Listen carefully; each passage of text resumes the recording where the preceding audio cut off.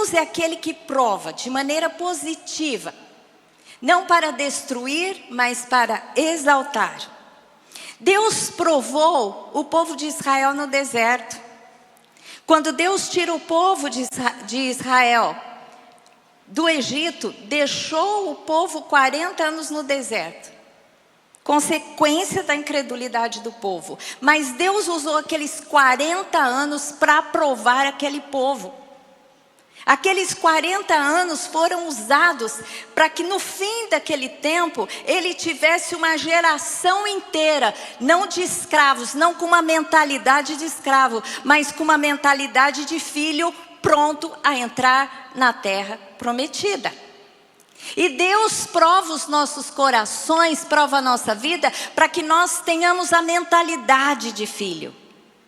Deuteronômio 8, a partir do versículo 2 diz assim, Deus falando: recordar-te-ás de todo o caminho pelo qual o Senhor teu Deus te guiou no deserto estes 40 anos, para te humilhar, para te provar, para saber o que estava no teu coração, se guardarias ou não os seus mandamentos. Ele te humilhou e te deixou ter fome, e te sustentou com maná, que tu não conhecias, nem os teus pais o conheciam, para te dar a entender que não só de pão viverá o homem, mas de tudo o que procede da boca do Senhor viverá o homem. Jesus mencionou esse texto, né? E ele continua dizendo: nunca envelheceu as vestes sobre ti, nem inchou os teus pés nestes 40 anos. Gente, durante 40 anos eles não perderam a roupa que estava no corpo. Olha o milagre. Sabe, pois, no teu coração, que como um homem disciplina a seu filho, assim te disciplina o Senhor teu Deus. Então diga comigo: o Senhor meu Deus, se necessário, me disciplina, porque Ele é meu Pai. Amém? Não é fácil, mas é verdade. Mas é o melhor.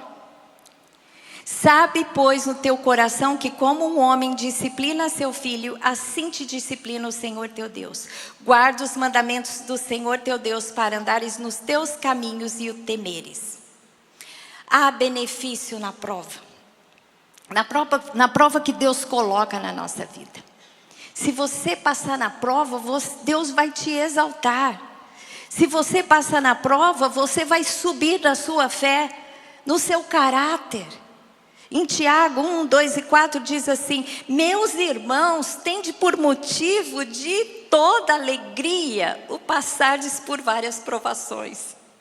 É fácil ter alegria nas provações? Mas a palavra de Deus diz que a gente tem que ter alegria, porque tem um fruto bom, sabendo que a provação da vossa fé, uma vez confirmada, produz perseverança.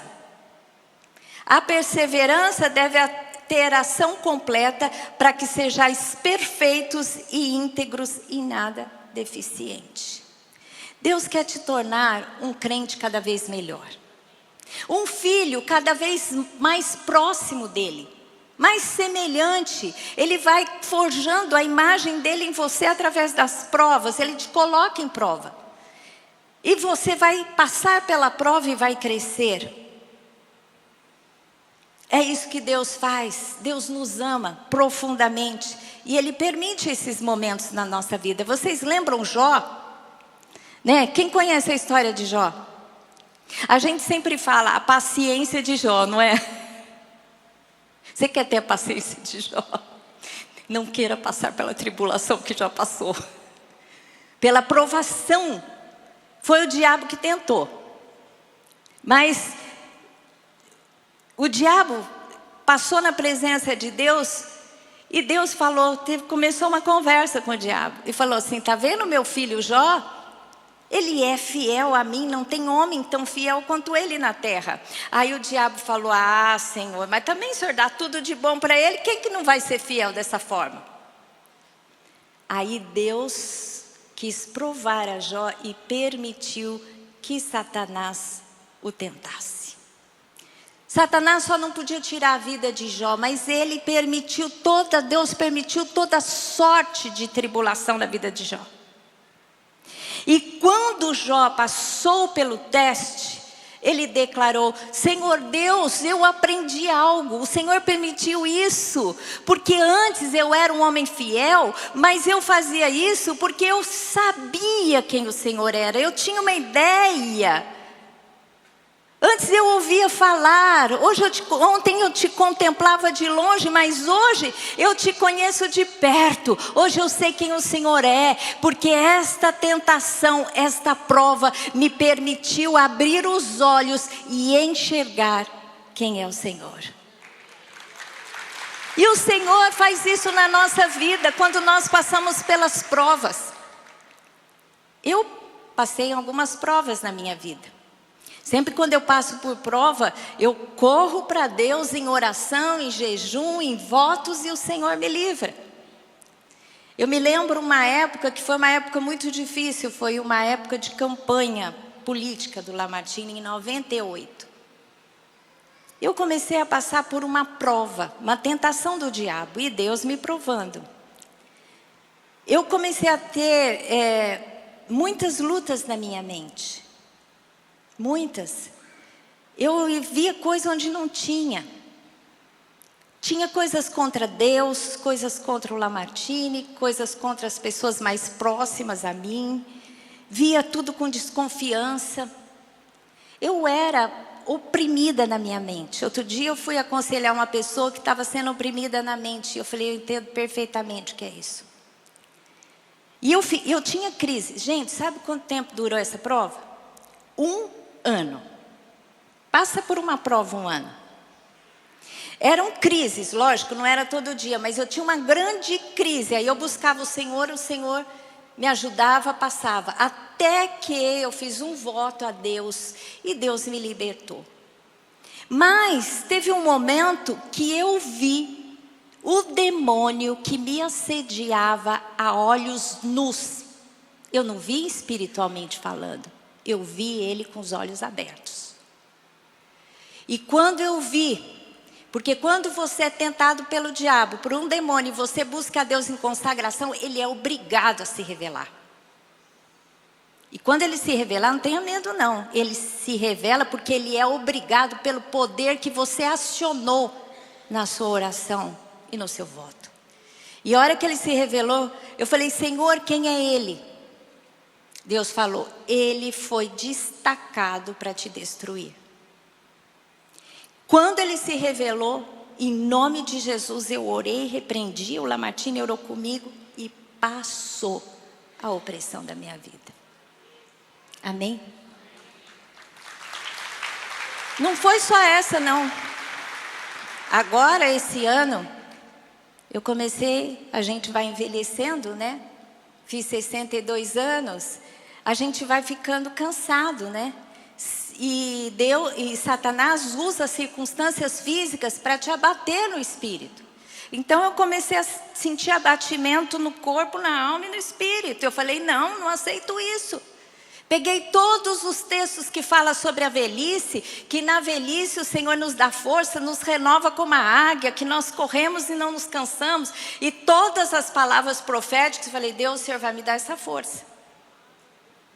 Fiz um voto, gente, até que um dia eu sonhei com o demônio que me assediava.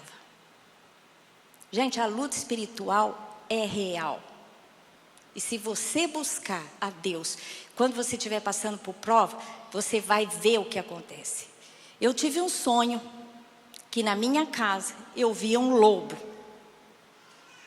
E era um lobo porque demônio, ele se manifesta de algumas formas, como homem, como figura humana, como animais e como monstros, assim, metade animal, metade homem, coisas desfiguradas. Eles se manifestam dessa forma, os demônios. E eu vi um lobo. Aí eu comecei a invocar o Senhor, falei: Senhor, o que é isso? Ele falou assim: é um demônio que te oprime, te dando abatimento.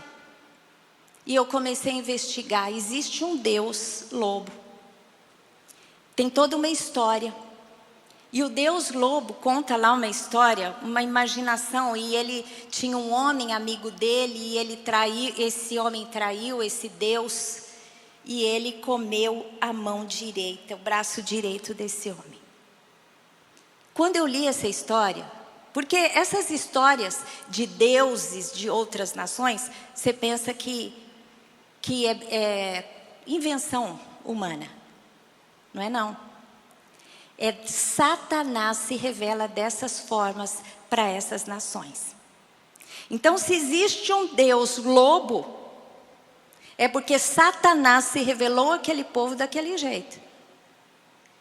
E aí eu estudei a história. Gente, ele tinha um homem que era amigo dele, quando ele viu que o homem traiu, ele comeu o braço, mão direita. E aqueles dias, os últimos dias antes da revelação que Deus me deu desse demônio, eu estava com uma dor no braço direito que não passava. Satanás estava agindo, aquele demônio, do jeito que descrevia a lenda daquele demônio. Isso não é brincadeira. E depois que a gente fez a consagração, eu repreendi, o Lamartine orou comigo, repreendemos, eu entreguei meu voto. Gente, eu estou sentindo uma outra pessoa. Com projetos, eu adoro interceder pela nação, eu adoro fazer guerra espiritual, não tinha energia para fazer guerra espiritual. Mas agora estou com um projeto para o ano que vem. Só para dizer que isso não é balela, ele é real. E se você buscar o poder do seu Deus, você vai vencer todas as tentações do diabo. Amém? Porque aquele que foi tentado em todas as coisas, é aquele que tem poder para te livrar. Mas para finalizar, eu quero falar sobre o homem, que é o alvo do diabo para destruir e de Deus para exaltar. O homem é aquele que é provado por Deus e tentado pelo diabo. E quem é o homem? O homem é carne. Mas o homem que é nascido em Deus é espírito também. E o homem enfrenta uma luta entre a sua carne e o seu espírito. A carne, ela tem as suas paixões, as suas cobiças, que lá no texto de Tiago fala suas cobiças, epitomia, que é o amor lascivo. A carne, a nossa carne é dominada pelo pecado. Agora o nosso espírito, que tem o Espírito de Deus em nós, quer fazer a vontade de Deus. E o grande apóstolo Paulo, um grande vencedor, conquistador, ele descreveu muito bem essa luta. Ele disse assim: olha, eu quero fazer o bem, porque eu sou um homem de Deus. Mas eu sou um homem carnal. Muitas vezes eu querendo fazer o bem, eu faço o mal, porque a minha carne domina sobre o meu espírito. Então existe uma luta em mim. A luta da carne e do espírito. Mas aí ele declara o grande triunfo, que Deus é aquele que nos dá vitória sobre a carne. Amém? Porque Ele é poderoso para nos dar vitória, mas o homem é fraco.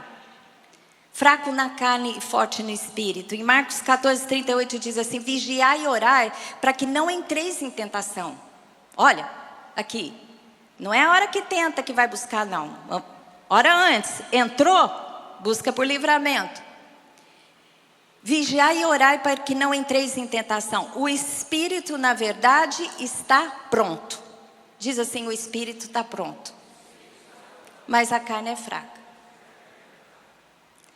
Se você fortalecer a sua carne, ela será mais forte, vai vencer o espírito. Se você fortalecer o espírito, ele vai ser forte e vai vencer a carne. Se você quer ter vitória no espírito, você tem que fortalecer o espírito.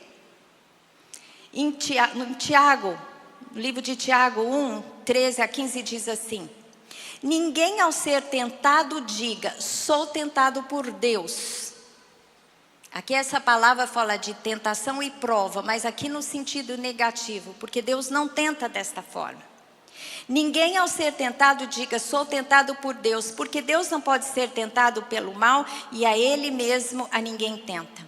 Ao contrário, cada um é tentado pela sua própria cobiça. Essa palavra aqui é epitomia, é paixão carnal. Quando esta o atrai e o seduz. Então a cobiça, depois de haver concebido, dá à luz do pecado, e o pecado, uma vez consumado, gera a morte. Cobiça, epitomia, é desejo, anelo, anseio, desejo pelo que é proibido, luxúria. É a carne gritando para ser satisfeita em seus desejos. No livro de Gálatas, o Senhor Deus nos revela essa luta. Se nós alimentamos a carne, demos frutos para a carne. E sabe quais são os frutos da carne? Digo, porém, lá em Gálatas 5, andai no Espírito e jamais satisfareis a concupiscência, que aqui é a epitomia da carne. As paixões da carne. Porque a carne milita contra o Espírito, e o Espírito contra a carne, porque são opostos entre si, para que não façais o que porventura seja do vosso querer. Mas se sois guiados pelo Espírito, não estáis sob a lei. Ora, as obras da carne são conhecidas e são algumas que são ligadas a pecado sexual, prostituição, impureza, lascívia. Esses pecados da carne são ligados ao sexo. Porque quem peca nesses pecados sexuais, peca contra o próprio corpo, que é templo do Espírito. Depois tem os pecados no nível da adoração. Fala sobre idolatria e feitiçarias. Idolatria é adorar o que se vê. Feitiçaria é magia. São pecados na adoração, idolatria e feitiçaria. E pecados no que se refere a relacionamentos. Aí diz dissensões, facções, invejas, bebedices e glutonaria. Vocês sabem que tem mais pecado, falando de relacionamento de homem com homem, do que o homem com si mesmo, com seu corpo, e o homem com Deus. Que a gente peca muito contra o nosso próximo. Mas você percebe aqui que a fragilidade humana, a gente tem que vigiar nessas áreas. Talvez você seja uma pessoa que tenha mais dificuldade na área do pecado sexual. Então vigie. Se você não quer cair, você não vai alimentar aquela área. Se você quer se santificar, não purifica os seus olhos, purifica a sua mente, purifica o que você ouve, o que você vê, são os sentidos. Muitas vezes a gente cai pela vista, pelo que vê. Eva olhou o fruto e achou agradável. Ela caiu quando olhou. E muitas vezes homens e mulheres caem em pecados sexuais porque alimentam a visão, né? Com cenas eróticas, como é que chama quando é na internet? Eu até esqueci o nome. Pornografia. Graças a Deus, essa não é minha área de dificuldade, eu até esqueço do nome. Pornografia. Homem que se alimenta de pornografia não tem jeito, vai produzir obra da carne. E quando produz obra da carne, o diabo, é aquela ação que o diabo está colocando para baixo. Porque quem peca contra o corpo, peca contra o templo do Espírito. Já pensou o Espírito Santo dentro de você, vendo o que você está fazendo? Que ele não sai. Tem o pecado da adoração. Entregue o seu coração ao primeiro lugar a Deus. Não a pessoas, não a coisas que você possui. Não entre em feitiçaria. Tem gente que fala assim, mas eu não vou fazer feitiçaria em lugar nenhum. Mas a palavra de Deus diz que rebelião é como o pecado de feitiçaria. Se você é rebelde, muitas vezes você está sendo feiticeiro contra Deus.